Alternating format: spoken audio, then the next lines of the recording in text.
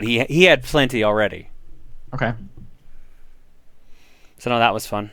And that was pretty much all on Saturday. So that was pretty much all my Saturday was panels and signings. Okay. How long is the convention? How many days did you go? Uh, I was gone Thursday, came back Monday. The con started Friday evening at 5 o'clock and ended on Sunday evening at 5 o'clock. So what was Friday and Sunday for you? Friday was just shopping in the vendors hall. That's all it Okay. was, picking up games. I finally finished the N64 collection. I So didn't know you were collecting N64 games. You have every N64 game? every North American N64 game. Oh, okay. What is there like a ton of Japanese only ones? Yeah, Oh, okay. So you're like no if you wanted to get everyone, you're nowhere near complete.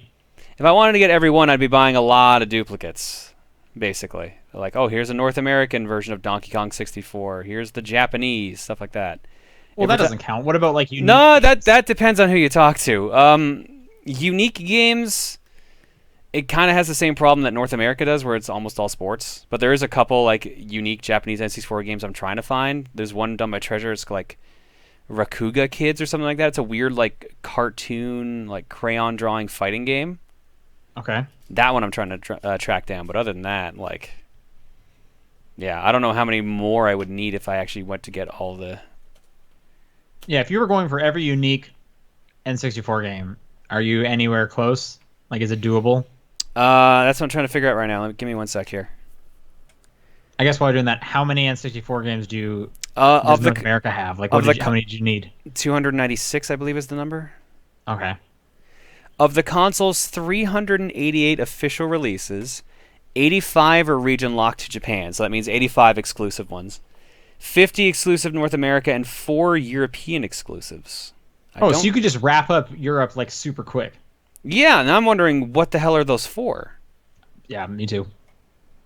Uh, I'm gonna guess something soccer or football. yeah, what is it? Let's 196 officially in Japan, 296 in North America, which is what I have behind me, and 242 PAL region. So what the hell are those 4 exclusive ones?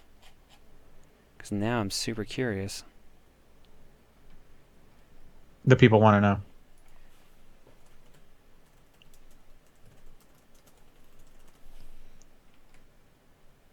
Full list of N64 games by region. What are you looking on, like Wikipedia? Yeah.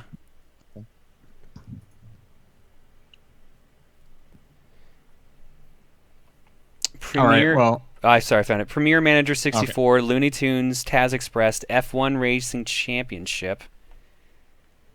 That's But three. I know I can't find the fourth one though. Oh man. Oh, HSV Adventure Racing. Oh no, that's Australian. Never mind. What are the Australian games? How many of those ones are there? Is there exclusive Well, no, no. Australian N64 Australian games? games are PAL, so they're Okay. considered PAL. All right. So does that count? Why does that?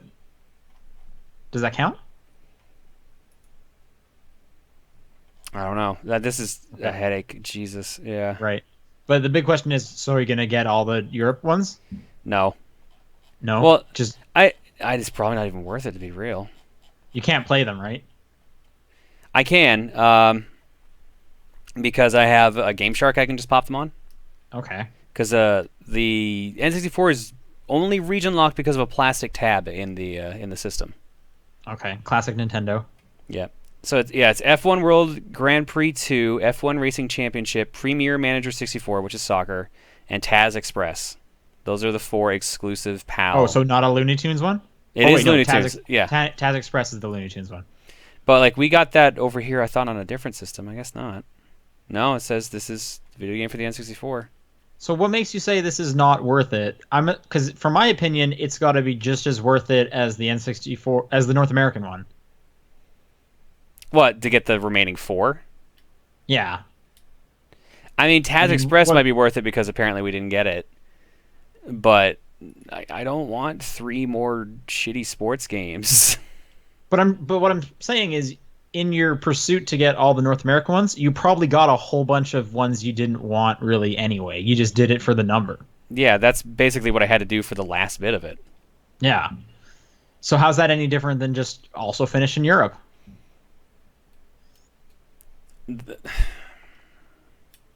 See, the problem is you're using this logic now. I can also end up doing the same thing for the Japanese games. Like it doesn't end in by that logic until I get the all one of difference them. with the Japanese one is there's like what 50 or 80 you said that are so Yeah, that's a higher 80, number. 85 original to Japan. I think I have 4 of them already. Yeah. Yeah, I'm not saying do it. I mean, I don't think you should buy games that you don't want ever. But knowing myself, like if it was just 4 more games, like it's just 4 more games. Yeah, but that's what set me down this path at the beginning with, because I had like 90 games. I was like, oh, that's only 90 games. That's not that bad. And then if I get the 4, like, oh, that's 4. That's not bad. Oh, there's only 80 Japanese ones left. That's not that bad. Right. Well, I mean, no one's telling you to do it, John, except the little man inside you. I was gonna say, no, you're actually telling me to do this right now. That's exactly what you're doing. I'm not telling you to do this. I would, No, like I said, bullshit. Bullshit. I think it would be funny if you did this. Yes, I'm not going to deny that. And I guess we'll tune in next week and see how many more N64 games you've purchased since then. But for now, yeah, let's do the podcast. So top down perspective for August 4th. I had to figure out what month it was. August 4th. Sean here. Like I said, it's been 2 weeks. John, what have you been playing? Not all that much due to travel, honestly. Splatoon 2. You took it on the plane? I was going to ask. Yep. Okay. Started working through the single player while I was on the flight and stuff like that. See, I thought a bunch of us were going to get together and play Switch games together because we had enough Switches there. We could have done a 4v4, no problem, for Splatoon, for example. This never happened. That's weird. The one time that we had everyone in a room, at least like that I was in a room with everyone, we were just watching Salty Bet and playing Jackbox. That arguably sounds better. Less setup, definitely. Yeah. Yeah, so Splatoon 2 single player is definitely better than the first one. That's not hard. But it seems super similar. It is super similar as well. Okay. But I think literally the only difference is more interesting bosses, and you can actually use multiple weapons instead of just that one blaster. Yeah. So have you only played the single player? No, I'm up rank 4 on multiplayer. Okay, I think I'm a little further than that. Not too much. That was probably my only gripe with the game so far. Well, no, I have a couple now that I think about it. One, I hated that they didn't let you start with all the cool new stuff until you got the rank 4. I get that they wanted you to earn it, but it felt like it was a lot longer than it should have taken. It took me a lot of matches to get rank 4. I think that's just because our teams kept losing. Yeah, I've been losing a lot too. Although when I go back to the app and I double check, I actually haven't been losing as much as I expected. But I think it's just you just need a lot of experience to level up. They just want you to play a lot of it. Yeah, I kind of get why they did that, and kind of bummed out that they did. But hey, I like the new stuff. I love the dualies. Actually, are really fun. The dualies are cool. I need to play more with them because I always forget to do the dodge. Yeah, I'm not great with it yet. Are you playing with gyro controls? It depends on the controller I'm using. If I'm using the Pro controller, no. If I'm using like the Switch in my hands, yes. Partially. Oh, I figured it would be the other way around. Why? What made you do that split? Because the stick on the Switch on the Joy-Cons is too small. Oh, is it? Is it a different size? Than the Pro controller, yeah. Yeah, I don't have a Pro controller, so I don't know. Okay, yeah. So the Pro controller is bigger. It feels more like an Xbox One controller. Okay. So yeah, no. Although I think last time I messed around with the sensitivity a bit, and I got more comfortable with it in handheld mode. So I think right now they both. I think right now they might both be off. Right. So I played the majority in gyro, and just like a few days ago, I switched it to analog stick because I was like, I honestly don't care if I'm doing that well. I would just prefer to use the analog stick every time. Although the last few times I've been playing it, I was driving in the car, just in like the passenger seat, so it's a little easier with the joystick for sure. In that case. Motion controls for Splatoon 2. I just realized something. Why is there no left and right tilt?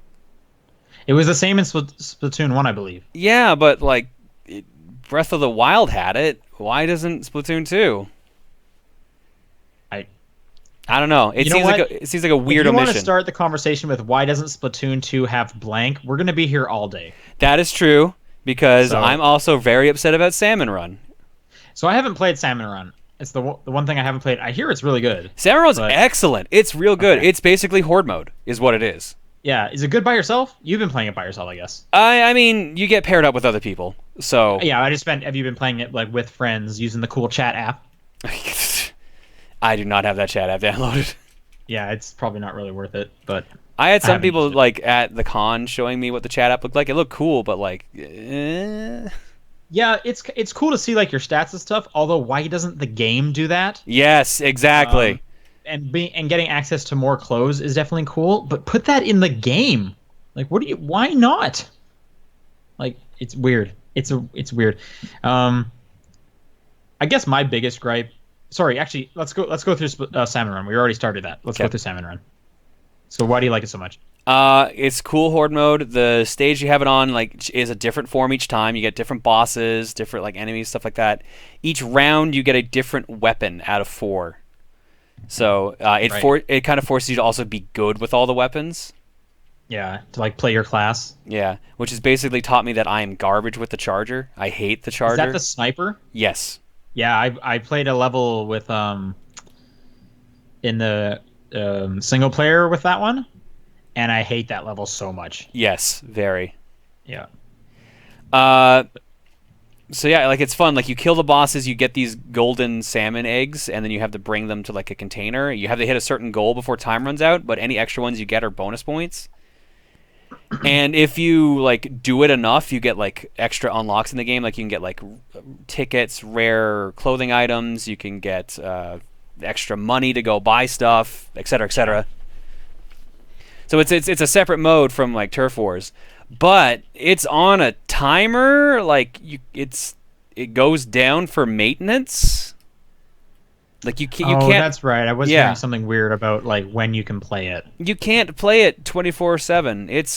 It goes down for hours. I think apparently they've gotten a little better with it. I haven't logged in lately, so I don't know if it's gotten better.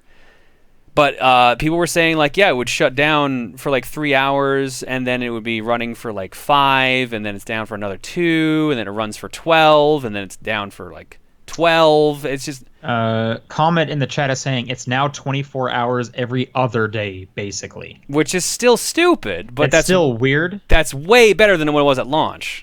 He's saying there's no more 12-hour periods. I'm assuming 12-hour periods where it's down? Up, maybe up or I don't down, know. either one really. Yeah, well, it's one or the other, obviously. Some people are saying and some 6-hour breaks. Which is I don't know if yeah, that's- like why? This is yeah. I mean, it's the same question of like, why can't I play every stage at any point? Like, why is it only 2? I yeah. And then when they switch it, you have to watch that cutscene again. Every time you turn the game on, and you have to watch the cutscene of which levels it is. Like, and you Yeah. can't skip it. I actually had it so the cutscene played, showed me what the maps are. Then it put me back in the town, and then immediately said, "Oh, the maps have changed," and replayed the next cutscene. I've had that happen once before as well. And a lot of this is from like Splatoon 1. So here's my grievances with it. It's really similar to Splatoon 1. Uh-huh. And as a result, I'm probably not going to play it as much as I played Splatoon 1. And I didn't play a ton of Splatoon 1. Most of my time with Splatoon 1 was before it was released, when it was like really egregious about giving you stuff. And I know they kind of like fixed some of that as it went on, similar to how like they fixed Mario Maker as it went on. But I played most of my Splatoon 1 there, and now it's like, yep, this is Splatoon again. It does have more customization options, which are really cool. And adding the Miiverse back in is always hilarious. Mm-hmm. I love going around to see all those little cards because they're all super funny. And like it is fun. Like I do enjoy playing the online. It's probably just why I haven't played much of the Salmon Run, because every time I'm in there, it's like I'm gonna play some online. I haven't played a ton of the single player either. I'm on the second world, I guess. Yeah, I'm on stage. I'm on the 3rd, so I'm not too far ahead of you. Not too far. Yeah, I haven't played a ton of it just because I have fun with the multiplayer. Like it's a good time. You've probably played Um, more multiplayer than me, and I've played more single player. So Yeah. But then yeah, there's just so many like little grievances that it's like, hey, yo, it's 2017. Why can't I leave the lobby? If no one's in this lobby, why can't I leave it without turning the game off? Or you can't change loadouts. wait, I thought you could change loadouts now. I thought that was one of the things they did add. How do you change loadouts? I thought it was like plus. Or do you have to leave lobby? I know Thought you you can. had to. I think you have to leave lobby. Someone's gonna have to clarify that. I thought that was one Yeah, of the someone in things the that chat people let were us know. praising that they added was the fact that you could just change your weapon stuff like while the next match is loading up. Only with Someone's strictly friend games, if that. someone thinks. Yeah, we'll let the chat kind of catch up a bit and let me go. Someone Oh, thinks you're talking about Mario Kart. that actually could be the case, but I thought Splatoon 2 also had something similar. Like I remember that Yeah, being a thing people were excited about for Splatoon 2. which Nope, a lot even of if people say people Mario are Kart 8. like, All right, never mind. all right, Mario Kart 8. So this, yeah, that's also ridiculous. Like there's so many times where I'm like, man, I keep getting like destroyed by all these paint rollers. I gotta go be a paint roller, and then I have to like leave the room, and then somehow whenever I choose paint roller, my whole team has chosen paint roller, and then we get destroyed as well. Mhm. But that's beside the point. I just yeah, my big thing is it's so similar to the first one, which is a bummer. That's fair. I mean, it's only been what 2 years since Splatoon 1 came out, if That's even. plenty of time. Nintendo. That's the thing, and that's also my big complaint with the Switch is like, stop giving us the Wii U games. Like I bought a Wii U. Please, like I get it. Like from a business standpoint, they should do it. It makes sense. It just sucks for me, Hmm. or the person in my shoes who bought a Wii U and played all the Nintendo games and stuck with you, Nintendo. Well, here's the problem. They sold what 10 million or Wii U's lifetime or something like that. I think they're already at that for the Switch. Yeah, I wouldn't be surprised. Like Switch is doing So great. yeah, so like it makes sense that they would retread that ground basically. Oh no, I was way off. They're only at 5 million. But Okay, still, but they'll pass it easily for sure. yeah. It's only been out for 5 months, not even 5 months, maybe something around there. As of June 30th, it hit 4.7 million. So yeah, they're well over 5 at this point. Yeah. And the Wii U sold 13.5 worldwide as of March. So let's say for argument's sake 14 million. It sold 14 million. So yeah, they're well on their way to beating that. I think by the end of this year they said they wanted to have 10 million sold, which that's way better than the system that was out for 5 years and sold 14. Yeah. So anyway, I don't know how much of Splatoon I'm gonna continue playing because other stuff's coming out, and every time I want to go back to Splatoon, it's like, yeah, but I already played a lot of this, 2 years ago. It's the same reason I didn't pick up Mario Kart 8 for it because I played all of Mario Kart 8. I don't need that again. And I just keep hearing more and more things coming to the Switch, and it's like, come on, give us something new. I don't want to wait just for Mario in November. I mean, like, oh well, the Rabbids game's coming out in a couple weeks. That's true. The Rabbids game, which I hope is good. Everyone has been saying good things. Yeah. I'm cautiously optimistic. Yeah, I feel like the only reason I'm cautiously optimistic is because Rabbids is in the title. Yeah. Um, What's so- the big September release for Switch? Because there's a game every month up till November, like a major title. Because it's Rabbids for August. October is Odyssey. Odyssey. Well, it's November. That's what I'm trying to remember. I don't remember September and November, but I know there's You sure there's something on for Switch in September? Switch games, maybe not. September. Upcoming Switch games. Let's see what this IGN list has. Okay, September. Oh, Fire Emblem Warriors. is Rayman probably what I'm Legends thinking is coming out. of. Hooray! It's Pokken Tournament DX. That Wii U game that came out. Is that September? I thought that was this month. As IGN says, it is September 22nd, All right, never mind. I thought it was August. and that's the only thing mentioned. All right. So I guess that was what I was thinking It's of. got to be that one. And I know they're coming out with like the controller again for it. So, I have no yeah. idea what November is then in that case. I mean, Pokken's good. All these games are good. I just played them on my other console. I mean, I get that. I'm in the same problem too. Like, yeah, now I have two versions of the same game, just like slightly updated. But for those who didn't get a Wii U, this is great. Yeah, like I said, I totally understand. It's great from like a business standpoint. It's just a bummer for me. Yeah. So, I don't know. But whatever. Which- Have I'm you been just- playing anything else? I'm just waiting for the eventual reveal that Mario Maker is coming out for Switch. Yeah, that'll happen too. I already played Mario Maker though, but yep, I'm sure that'll happen. I actually think that might be it. Thought I was playing something on. No, I didn't. Shit. I was gonna play Donkey Kong Country 3D or Returns 3D on the Okay. trip as well, but I ended up just playing Splatoon 2. All So right. yeah, no, I have not really been playing much at all. I've mainly been focusing on other things. Yeah, I can't exactly remember what I played last week, but this week I'm still trucking through Layton Mystery Journey. Nice. That game is super buggy. Oh, that was My nice. game clock was around 9 hours at one point, and then it switched over to 99 hours and 59 minutes, Wow. and then it was just blank for a bit, and Nice. now it's back to being correct. So I don't know how it like managed to hang on to the actual time but just not show it. I don't know. Um, I think I just kind of hate every character in that game. It's like I feel like I'm like two-sided on this. It kind of feels like a Scooby-Doo game where it's like, well, it's not going to be real. It's going to be like a dude in a cloak, right? But instead of that, it was just like, oh, I wanted friends, so yeah, I pretended to be a ghost. It's like, what are you doing? You had the police involved. Like, are you kidding me? Like, that's been the case like twice now. It was just like, I wanted some more attention. What's the big deal? Like, anyway. Um, and then it just made me think, I wish there was like a Scooby-Doo game that was basically just a Layton game, but it's the mystery game. Like I don't need platforming or anything silly like that. I don't need the running into different doors aspect of it. They can do Mm. cutscenes. I think a Scooby-Doo game would be pretty funny. So you just want Um, a good Scooby Doo game, basically. yeah, I just want Professor Layton Scooby-Doo edition, where you're hanging out with those guys. Maybe there's they split up into three groups and whatever. And I'm fine if it's a dude in a cloak at the end because Scooby-Doo earned that. Mm. So, I think but yeah, I'm Scooby still Doo created playing, that trope, so. exactly, right? Yeah, meddling kids. Um, yeah, so I'm still playing through that. I understand it's like 20 hours long. So you're Um, halfway done, basically? I'm a little over halfway. If the game clock is right, I don't know. I haven't been like timing Well, you myself. hit 99 hours, so apparently you're already done. You beat it a couple times. Yeah, no, Congratulations. 100%ed it 5 times. Best game of the year. Um, so yeah, it's fine for what it is. They just put an update out today that said bug fixes.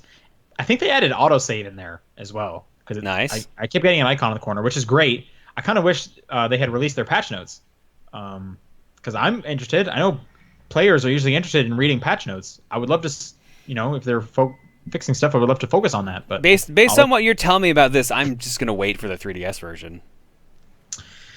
well, I think my biggest issues with it won't be fixed in the 3DS version. Like, it's split up into different cases, so it's different. It's not like one continuous story, which I'm kind of bummed out about. But I understand they should do something different. They did, 6.5 games of that formula, and my main issue is just a lot of these characters I'm just not super invested in, and there's no like real cool conspiracy happening or whatnot. I hear the last 3 cases are actually pretty good. But that's probably like 17 hours into the game or whatever it is. So I think the mobile one is fine, especially if they are fixing the bugs and whatnot. And it's probably going to be cheaper than 3DS one anyway, which I think that's the big key is get it where it's cheaper because this is so far a fine version of it. And then the thing I've been playing the most is Pyre. Okay, I've been curious about this. This is Yeah. Supergiant Games' new game, right? Yeah, third game. You played Bastion, right? Mm-hmm.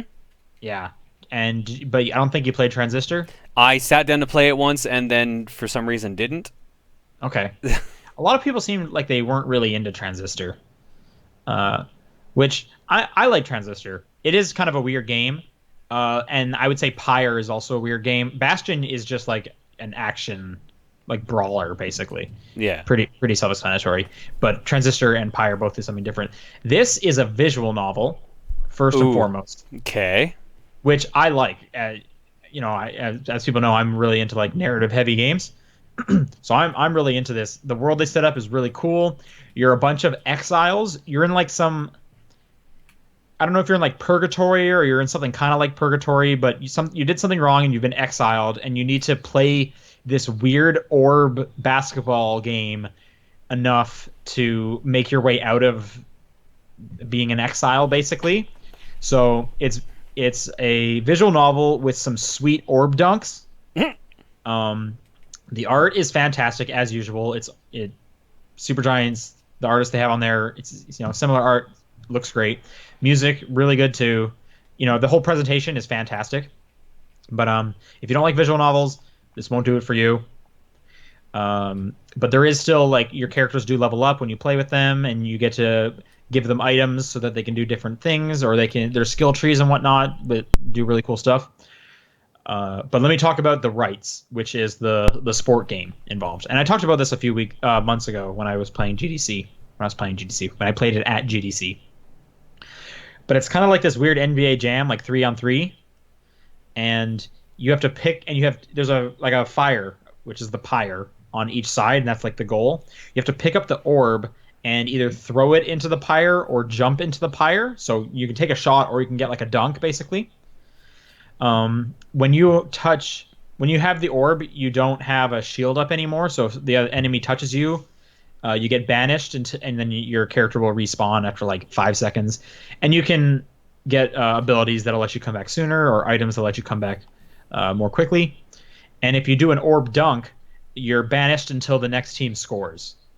So there's actually some strategy. Do you want to throw it in, or do you want to just do a dunk? Because it's easier to just run right into the fire or jump over the enemies into the fire than it is to take a shot. So you got to kind of decide what you want to do. And each character you get will have different abilities. Like I just got this winged like harpy who can fly over top of enemies. I have a dog that can do like a double jump. I have this one guy who, instead of shooting out like his aura attack, he just self-destructs. So I really like running him right to their side and blowing up like everyone, and then just having someone else pick up the ball and run in or something like that. Tons of different strategies. Characters will move differently. They'll have different kinds of attacks and whatnot. And then I understand at some points, once characters like get strong enough, you can actually send them away. Like they'll make it out of exile, and then you'll continue the game without them. So I understand the story will branch off in different ways on who you hang on to and whatnot. And it seems I heard the trophies kind of reflect like you'll want to like replay it to see like different stuff going on, because I guess this, like I said, the story does branch quite a bit.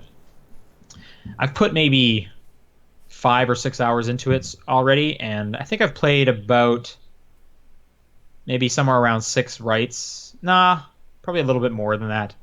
Maybe around 8 different of the games. So like I said, it's a lot of reading in the story, and then you get to play these more.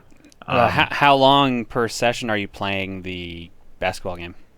I'd say the basketball game, so far it starts off pretty easy. I understand eventually the AI gets a lot trickier, and you actually can lose, and the game will progress. Like you don't need to restart it. The story will just change if you start losing or whatnot, which is also quite interesting.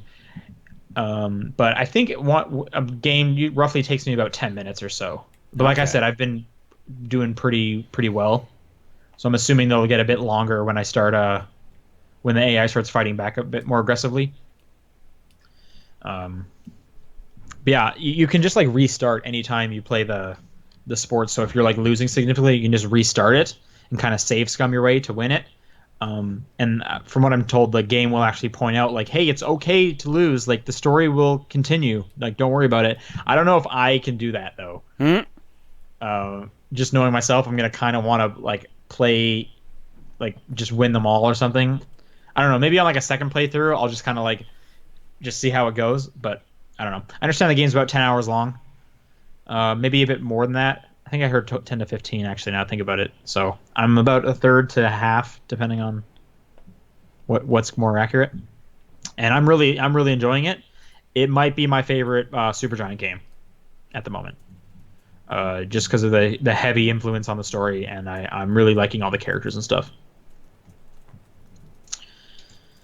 And that's all I played. You think you're gonna try out Pyre? You like the other ones? Thinking about it, maybe. I don't know. Like, what is it on right now? Just Steam or Steam and PS4? Okay. Yeah. Which I actually found out I can buy digital codes on Amazon down here and redeem them on my account, which was going to save me a lot of like jumping through hoops, credit card wise. And Pyre was they had it on sale for like $18 on Amazon, so that's when I picked it up. I think on launch day as well. So, but yeah, you should. I recommend it. I'm really enjoying it. I just don't know how much you're gonna want to play a visual novel. Okay, well that's cool. It sounds cool at least. Yeah, it's fun. And there is a versus mode if you want to do just the sports, but I think it's local only. You can play against computers, but I think multiplayer wise, it's just local. But that one's cool because you can play as the enemy characters as well. You can have them on your team because you meet tons of different characters. That's probably like one of the coolest parts is when you're doing the sports. You're the Nightwings, and it's revealed to you pretty early on that like you're not the actual Nightwings. Something happened, and you guys just like claimed their like colors and their name and stuff like that. So you're pretending to be the Nightwings, and everyone just knows you as the Nightwings. But every team you come across, like it's like a sports thing. Like they have their own colors, they have their own play style, they have their own captain and players and stuff like that. So it's pretty interesting. It's pretty cool.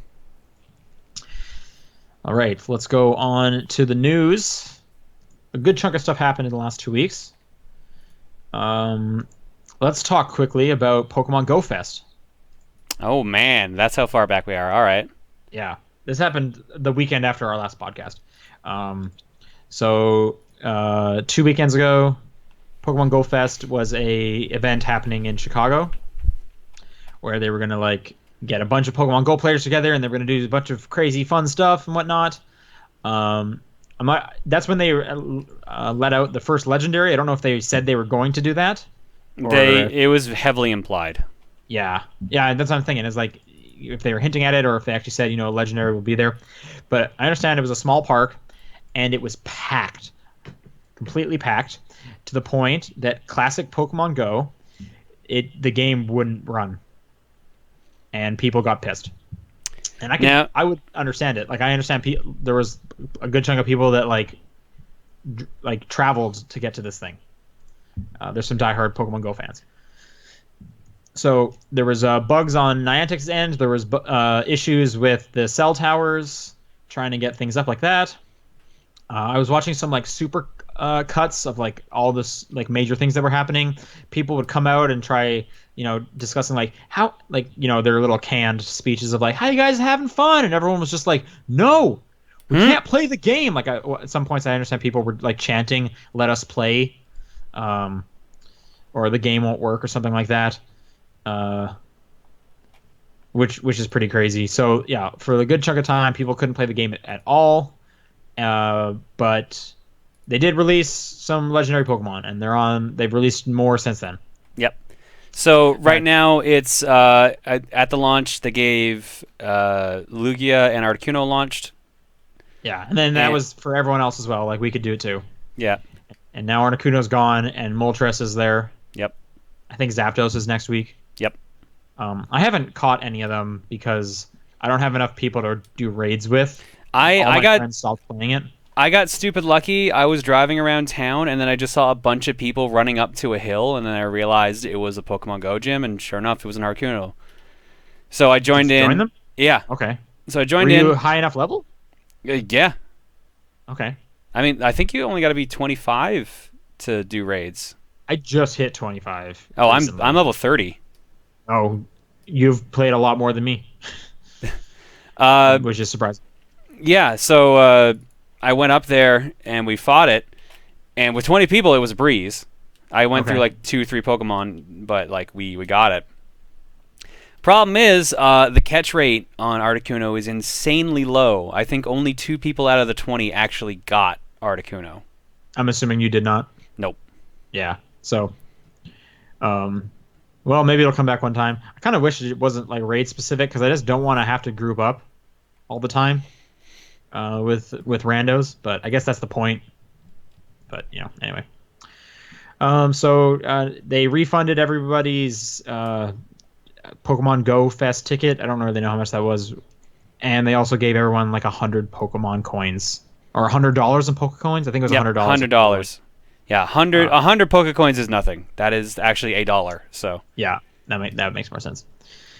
But anyways, I guess it was a total shit show, and classic Pokemon Go just letting everyone down. I mean, they tried, they failed. I heard something about Verizon was the one that kind of fucked them over for the towers. Because apparently, there's a lot of like he said, she said kind of going on around with this right now. But yeah, I don't know. I don't think I would have gone that far for like a digital game, like one game. Oh yeah, no, I wouldn't have. I mean, I'm surprised it wasn't in San Francisco since Niantic is there. I Mm. mean, if it was in San Francisco, I'd probably go to that.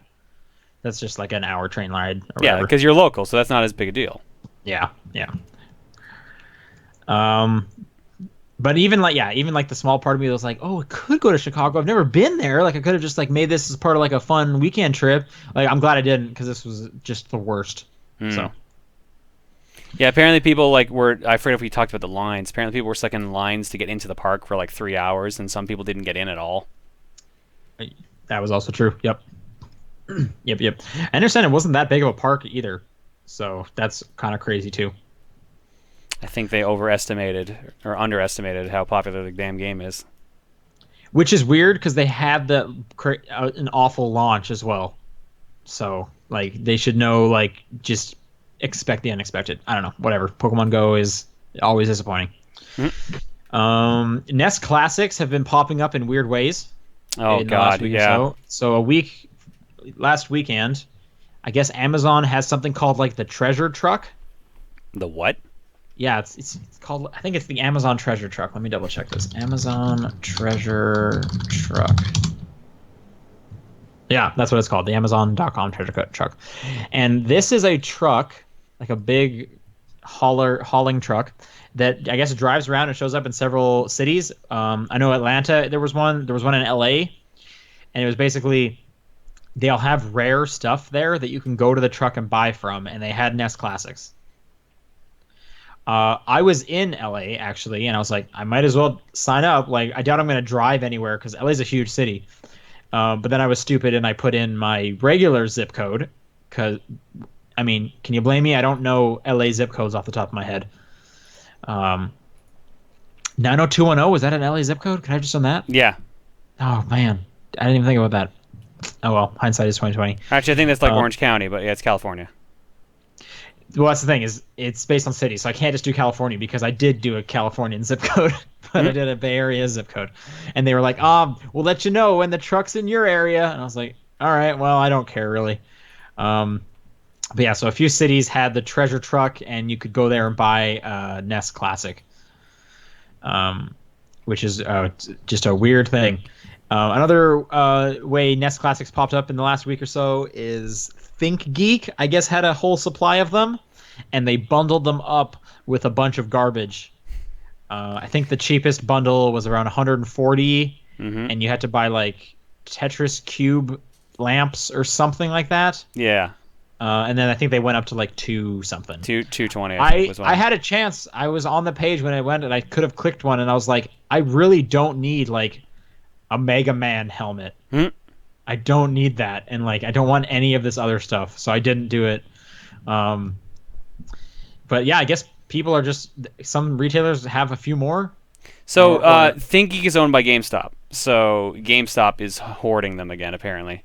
Yes. Rumor has it in August they're doing a one a day giveaway again or something like that, or each store is doing a one a day giveaway. I forget what the full thing is, but they're giving away a ton as well. So really, they're hiding them and just taking them out when they're convenient.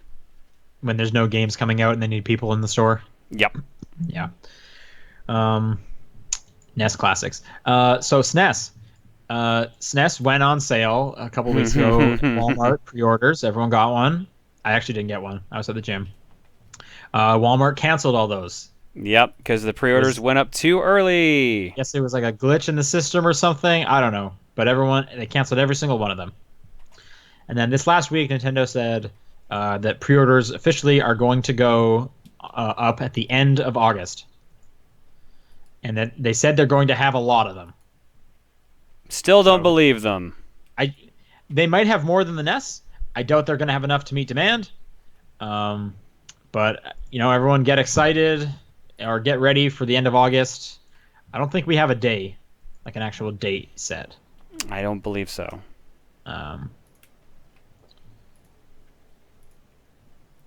Yeah. Anyway, so we know a little bit more about when they're happening. Keep your eyes out, I guess. Okay, Overwatch. Tiny bit of news. The new event is the Summer Games again. They're back. You can play some Lucio Ball. Hooray. And I guess you can get the costumes from last year as well, Hooray. which I understand people are kind of upset about that. Mm. But I mean, They're calm upset. down. They're upset because there's nothing new, or they're upset because they're getting a second chance. I think they're upset that some of them spent money or they worked really hard to get the stuff, and it's no longer like exclusive. Like it's less rare because more people have a chance of getting them now. I don't know. Please. It's the internet, and people need to calm down. But yeah, Lucio Ball, I guess, is back. I actually don't know if this has started yet, or if it's soon. But Lucio Ball was kind of fun. Seeing Serbia says there's a lot new, but I haven't. You can get new skins and old skins. Okay, people are babies. Yeah, people are babies. All right, so there's a Reddit post that I guess Midnight Club Remaster is going to be a thing. Really? I guess. Which, I could see that. Midnight Club hasn't been around for a while. Hmm. I'm looking at these links, and a lot of them go to a bunch of broken pages. I don't know. It's probably going to get announced later on. But Midnight Club might get a release. You excited? No, I was never super into Midnight Club. But isn't that where Geometry Wars was launched? No, you're thinking Project Gotham Racing. I am thinking of Project Gotham Racing. I'm actually okay with Midnight Club. I remember they had cool soundtracks. All right, here's a weird one. GameStop is going to be open on Thanksgiving this year. Why? I'm assuming because they hate their employees. Probably. I I guess it's also set up for Black Friday, so maybe that's more so what it actually is. I mean, I feel like you could set up for Black Friday the day before Thanksgiving and still have Thanksgiving off. This is just shitty. Mm-hmm. I think 2013 was the last year GameStop was open on Thanksgiving, and then they grew a heart. And apparently it died. Yeah, they died because no one's buying used games and everyone's buying digital, and they need to be open on Thanksgiving. And I feel bad for those people. That sucks. In worse news, Rock Band Blitz is getting delisted at the end of the month. This was the one on Xbox Arcade? XBLA? Yeah, this was the one where you would like jump around tracks and it So, was just so two it buttons. was amplitude and frequency. Kind of, yeah, and it was two buttons, and you could also play like pinball at the same time. That had weird modifiers and stuff. Rock Band Blitz is actually really fun. I had a lot of fun with that game. There's some good songs you can get in there. Like if you're just trying to get more Rock Band songs, highly recommend picking up Rock Band Blitz. But it's getting delisted from PlayStation Network and Xbox Live on August 28th, which is a bummer. But you can get like Always by Blink-182. That's a good song. Mm. Or Stronger by Kelly Clarkson. I don't hate that song. Did you have to buy DLC for the songs as well, like you did in Rock Band, or did it just come with a bunch? It came with a bunch, and I think your songs worked in it. I'm not 100% sure about that one. I know Rock Band Network songs definitely worked in it. Not that anyone's playing that anymore, or can play those anymore. Anyway, it's a fun one. Oh, here we go. If you've ever bought any Rock Band DLC, it's compatible with Blitz, so all your songs worked. Okay. All right, probably some of the biggest news. The Gearbox 2.0. Gamerbox 2.0. Sorry, Gamerbox 2.0. This is a KFC and Mountain Dew collab, a hot collab. What? It's in India. You got to go to India to get one of these. John, I know you're looking at these pictures. Can you describe what we're looking at? Imagine a KFC like chicken box, but on each side of the box is half of a controller. I'm still not sure what the top is. Oh, that's what it is. The top is a phone holder that you put on there. What the fuck? Opening the box, you will find one KFC chicken zinger burger, one serving of chicken popcorn, fries, and a choco pie. Outside, you'll find a can of Mountain Dew attached to the top. Now that we're done with the lunchbox element, of the packaging, let's move on to the gadget bits of the Gamers Box 2.0. Simply put, the Gamers Box 2.0 is a wireless gamepad for Android and iOS smartphones that looks like, well, a gamepad sawed in half and separated by a lunchbox. Some of the controls are on the left, while others are on the right, and the top of the box has a grippy mount to horizontally place your smartphone. Once you've followed the pairing procedure and connected your smartphone to the controller, you can then start using it to play games in much the same way you would using a handheld gaming console such as the Vita or 3DS. The device is officially compatible with a handful of games on Android and iOS, but will realistically work with most games you can download on the App Store or Google Play. Try it with saying, who needs a Switch? They're coming at you, Nintendo. This is so stupid. We tried it with Asphalt 8, Airborne, Muffin Knight, and a few others, and it worked fairly well with all of them. It's particularly useful with games that use straightforward directional controls, such as racing, role-playing, and first-person shooters. I just want to point out what you're reading is a quote from the Destructoid article about it. The device itself has a whole list of buttons on it, including 2 joysticks, a D-pad, 4 selection buttons, 2 trigger buttons, and a whole list of smaller buttons for selections as well as media controls. It's a decent gamepad controller and switches and on. It pairs easily with most phones. Bluetooth connectivity means the device will need frequent charging, and a micro USB port is present on the device for this. Unfortunately, though, there's no bundled cable for charging, so they use your own phone's cable to get one separately if your phone doesn't charge using micro USB. And apparently, not only do you have to go to India to get one, you have to win it. And there's only there's only 10 of them. I'm trying to see if there's a. Or is that just a joke? I can't tell if that's a joke.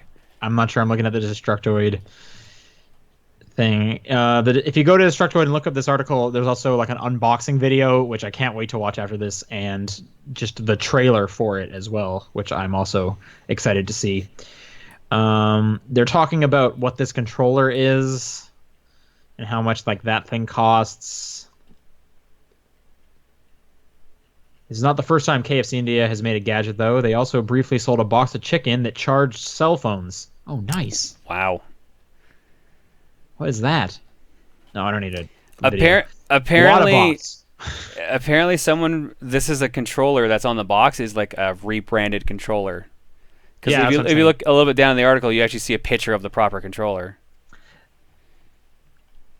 Oh, yeah. Great. This looks so stupid. Yeah.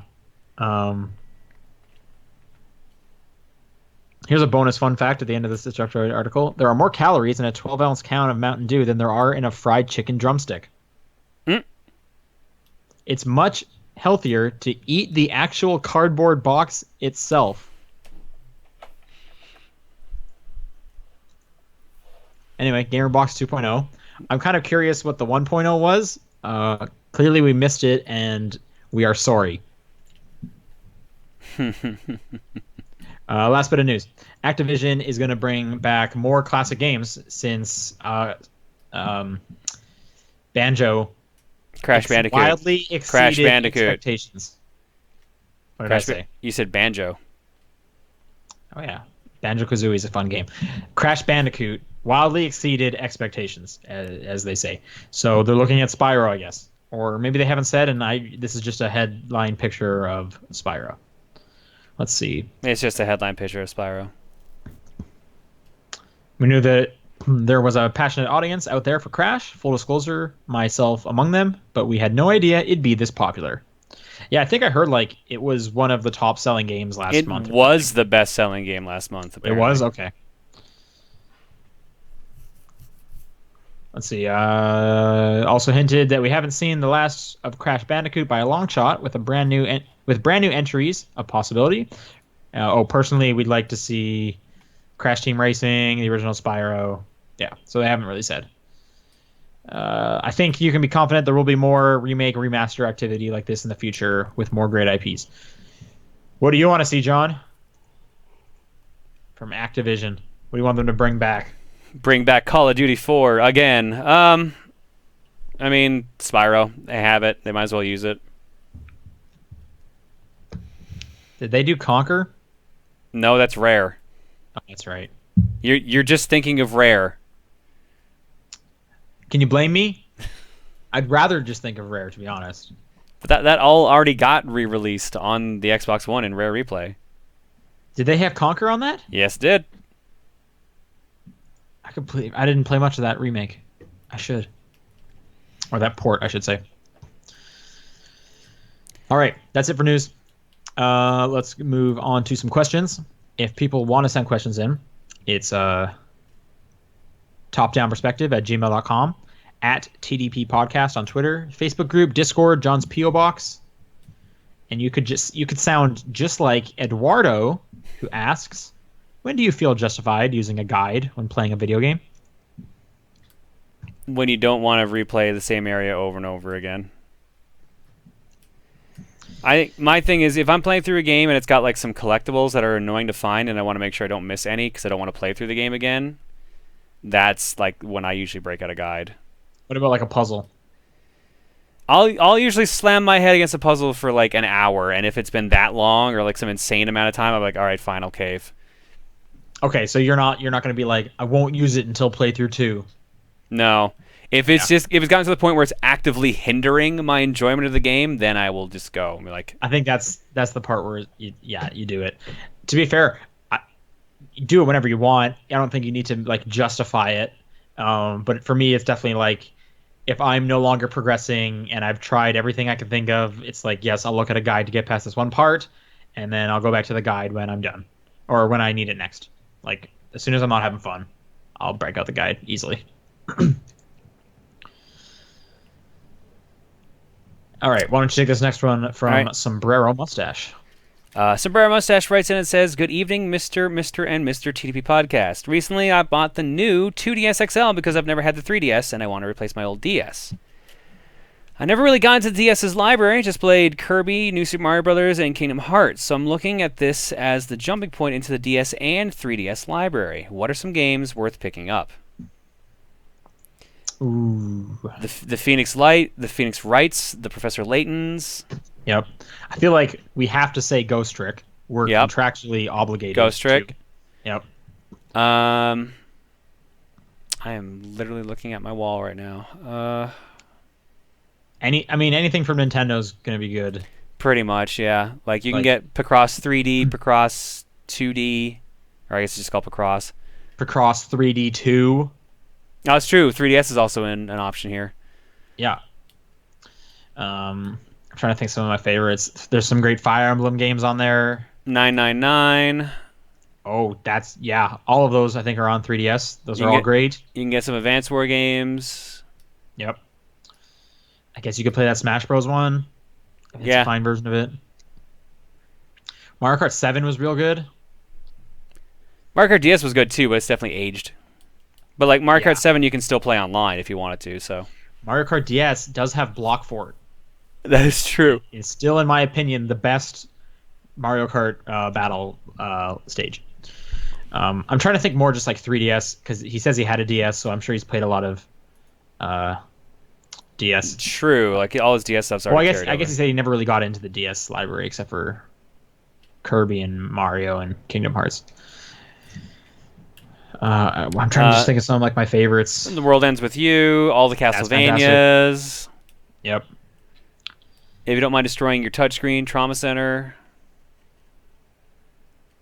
I'm blanking on some classics. Etrian Odyssey's good for like RPGs.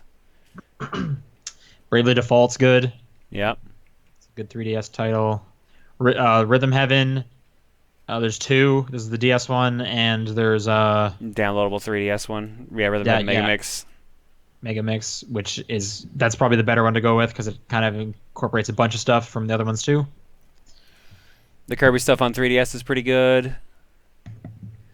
Some decent fighting games on there. Yeah, there's a lot. You're not really gonna run. The DS foul. is arguably like my favorite console or handheld game device, whatever. James says, recently I got to play Double Dash again. While it was a good game, I've played so much Mario Kart 8 recently that I've gotten used to it, and going back to Double Dash felt weird at first. Gotten used to it after a while, though. What game series have you guys played where going back to an older version of it was jarring because you're used to the new version? Mario Kart, definitely. Smash Bros. Smash Bros. Easily. I typically see the N64 one more often these days, and I just like never want to play it because it just looks like balls. The Street Fighter games, the older Street Fighter games get, the more clunky they kind of feel. Okay. I'm trying to think what else. Some Mario games, like Mario 1 handles real bad by comparison to even like Mario 3. Yeah, I probably wouldn't go back. The furthest I'd probably go back is 3. Um, pretty much any pretty much any game that gets like a bunch of sequels is like that. Gears of War 1's hard to go back to versus like 4 and 3. Yeah. Like Rock Band on Guitar Hero, I would just play the recent ones for sure. Mm-hmm. Although 3 does have the keyboard, so there's that. Yeah. Thomas writes in and says, for video games, what would you classify as a trilogy versus a series or saga? You can call the 3 Spyro games on the PS1 the Spyro Trilogy, but would you say that Final Fantasy 4, 5, and 6 are the Final Fantasy SNES Trilogy?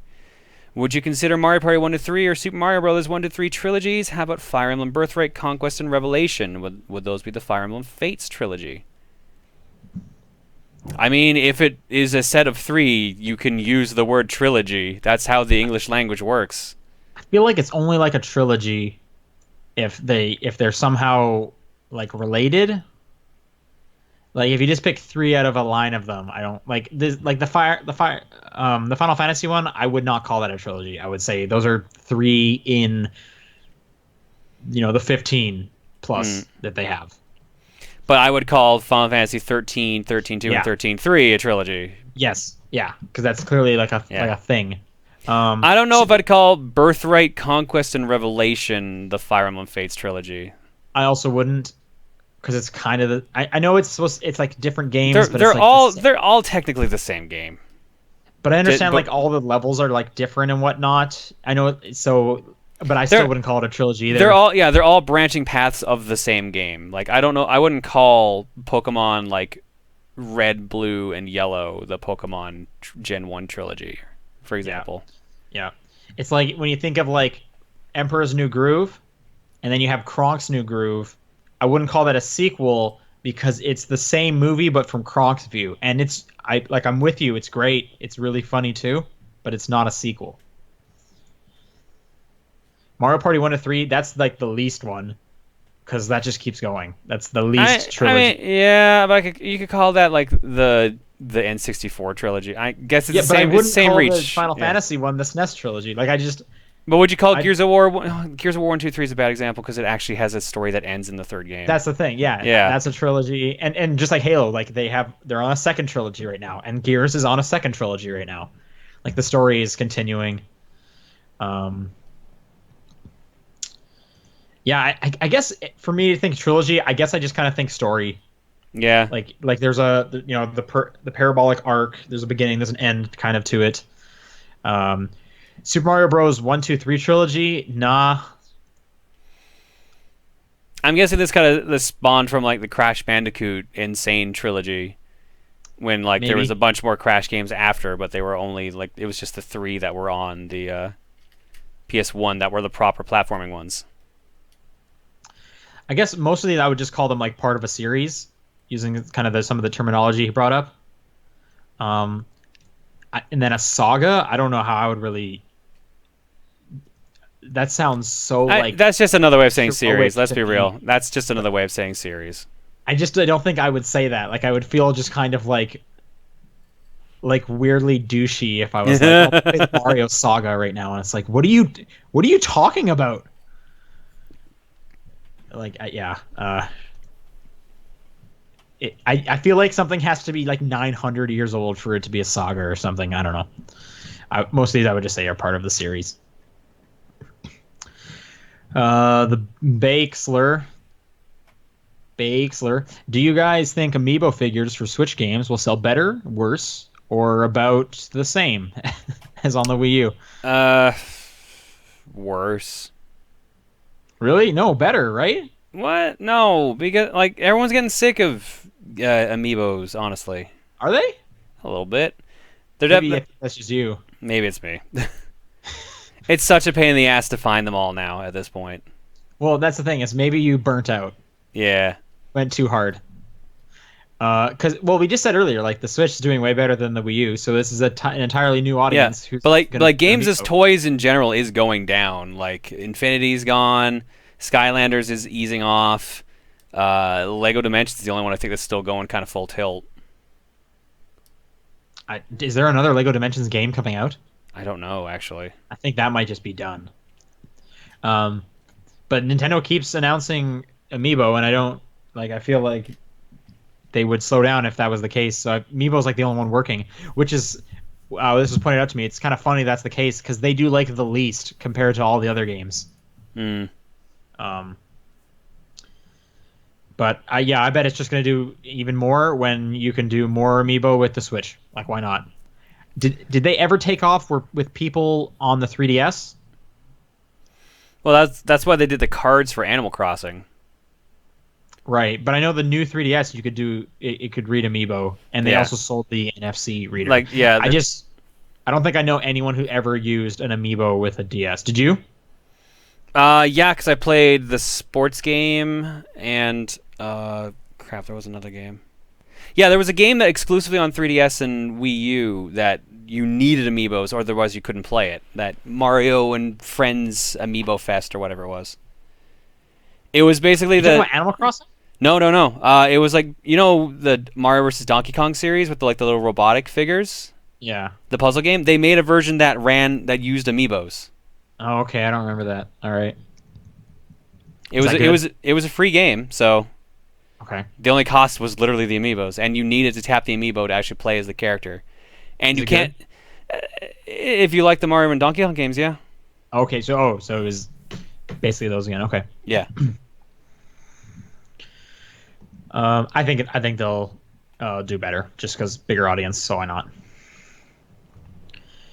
I say All right. worse. You say worse. Okay. You want this last question? Sure. From Final Insanity, in regards to Splatoon's gyro aiming, what mechanics in games did you find cumbersome or annoying at first, but upon learning and practicing with them, ended up really enjoying? Gyro aiming in Breath of the Wild. I honestly hated it at first, and then I realized it was Oh. insanely accurate. So I thought you were just talking about when you like hold up like the binoculars or whatever, but no, No, you can no. do that with the bow With and the bow. arrow as well. yeah. I turned that off immediately. I never did that. And sometimes it was annoying, but like 9 times out of 10, I'd aim with the Pro controller, and then I'd be like, all right, I'm off by a slight bit. Just tilt the controller slightly and it'd be like dead on. Okay. Yeah, I like my analog stick. But upon learning and practicing them, I ended up really enjoying. I can't think of anything.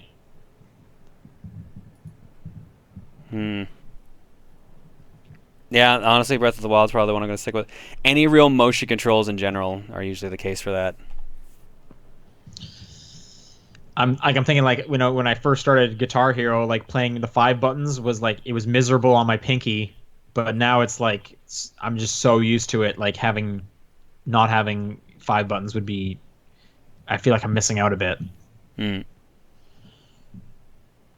Someone's saying Mario Kart Wii motion controls. No way. That is. I know people who swear up and down by them.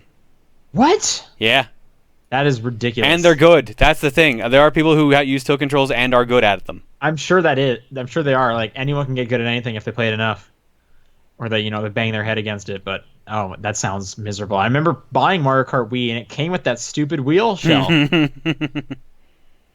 I mean, one of the accessories you can buy for the Switch is a 2-pack of steering wheels. of tiny wheels, right? Yeah. Yeah.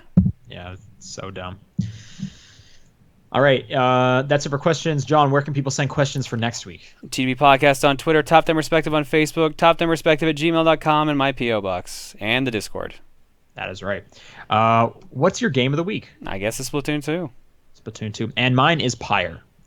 All right, that's it for this week, everyone. Thank you for tuning in, and we will see you next week, hopefully with Paul. Sweet. Hopefully with Paul. Night, everybody. Bye, guys.